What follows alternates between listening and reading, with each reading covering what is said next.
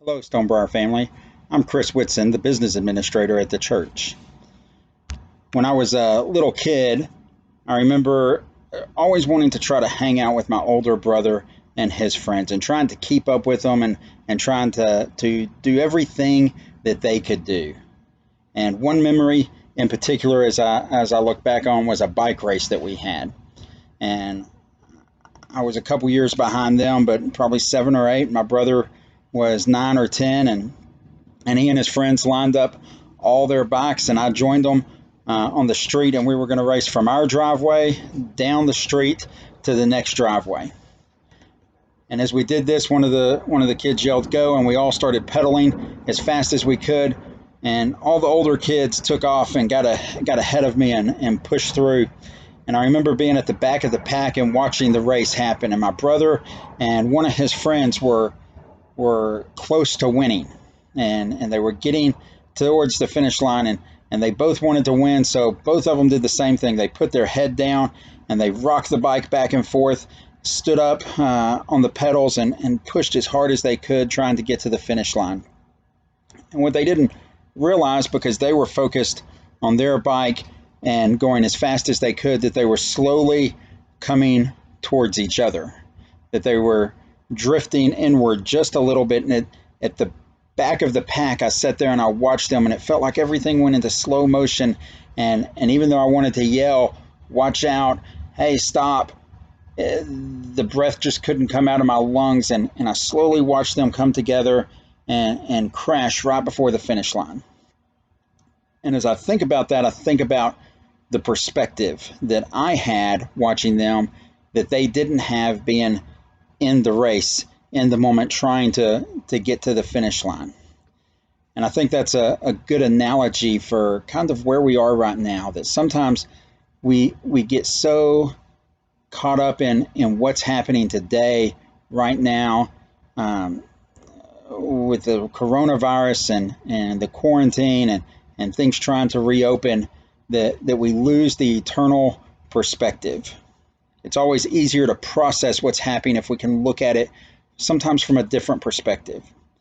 And so as we navigate these trials, I think it's important that I not lose perspective on what's happening around us.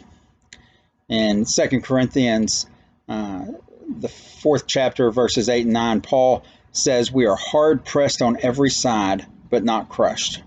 We are perplexed, but not in despair. We are persecuted, but not abandoned. We are struck down, but not destroyed." And in these two verses, he gives 4 perspectives that we feel sometimes. And then he counters each one of them with an eternal reality, that we are hard pressed on every side, that sometimes it feels like the world is coming in on top of us. And Paul says, but the reality is we are not crushed. That with all the moving parts in our lives today, and all the conference calls that we have to be on, and all the virtual meetings, and what's reopening and what's not reopening, and do I need to wear a mask here? Do I have to wear a mask? Can I wear a mask? All of those things that sometimes we feel perplexed, but Paul says the reality is we shouldn't be in despair. And through this, many times we feel like we're persecuted and we're being singled out because of our faith, but Paul says we're not abandoned.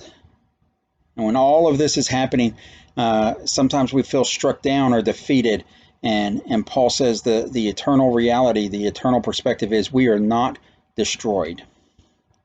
And if you think about Paul and where he was when he wrote this, just a few chapters later in 2 Corinthians, he tells us that he had endured great persecution, that 5 times he had received 39 lashes, that they had actually stoned him already by this time in his life, that he had been shipwrecked 3 different times, that 3 different times he was beaten with a rod. And so Paul, undergoing all of that persecution, can still keep the perspective that we are not crushed, we are not in despair, we are not abandoned, and we are not destroyed. That's an important thought to keep in mind as we move through. I think it's also important that he gives us kind of a how do we keep from getting, how do we keep that eternal perspective in mind as we move forward? Towards the end of chapter 4, he says, "Do not lose heart. Though outwardly we are wasting away, yet inwardly we are being renewed day by day, for our light and momentary troubles are achieving for us an eternal glory that outweighs them all." And when you think about shipwrecks and persecution and imprisonment and stoning, and Paul can still say those are momentary troubles that are achieving an eternal glory.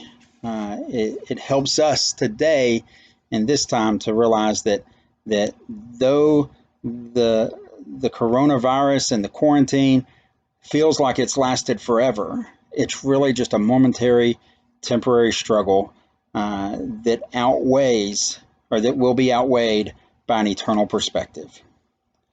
My prayer for myself and for each of you this week is that as we process through all of the things that happen this week and all the places we need to be, that we continue to keep an eternal perspective. Y'all have a good week.